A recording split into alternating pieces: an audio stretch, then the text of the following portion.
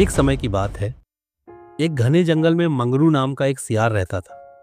मंगरू अपने चालाक दिमाग के लिए पूरे जंगल में मशहूर था, लेकिन उसकी आदत थी कि वह अपनी चालाकी का इस्तेमाल दूसरों को धोखा देने के लिए करता। एक दिन मंगरू को बहुत तेज भूख लगी। उसने सोचा, अगर आज कोई शिकार न मिला तो मैं क्या करूंगा। तभी उसकी नजर एक छोटे तालाब पर पड़ी। तालाब के पास कई हिरण पानी पी रहे थे। मंगरू ने अपनी चालाकी का इस्तेमाल करते हुए योजना बनाई।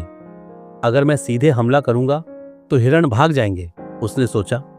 फिर उसने एक जगह छिपकर घायल जानवर की आवाज निकालनी शुरू कर दी। उसकी आवाज सुनकर एक हिरण पास आया। हिरण ने मंगरू को देखा और पूछा, तुम यहाँ क्यों छिपे हो? मंगरू ने कराहते हुए कहा, भाई, मैं बहुत बीमार हूं, मुझे मदद चाहिए, क्या तुम मेरी मदद करोगे? हिरण दयालु था। उसने मंगरू के पास आने की कोशिश की, लेकिन तभी मंगरू ने झपट्टा मारा। हिरण ने तेजी से छलांग लगाई और बचकर भाग गया। मंगरू ने सोचा, आज तो किस्मत खराब है।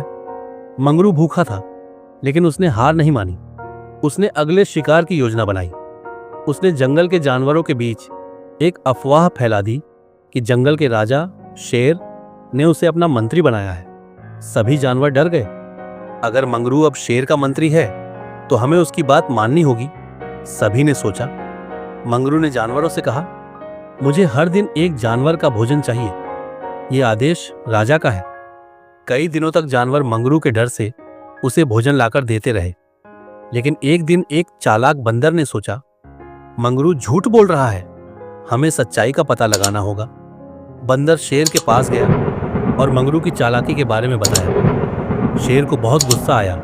उसने कहा, मंगरू को मेरे पास लाओ, मैं देखता हूं वह कितना चालाक है।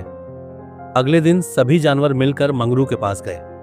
बंदर ने कहा, मंगरू, राजा ने तुम्हें अपने पास बुलाया है।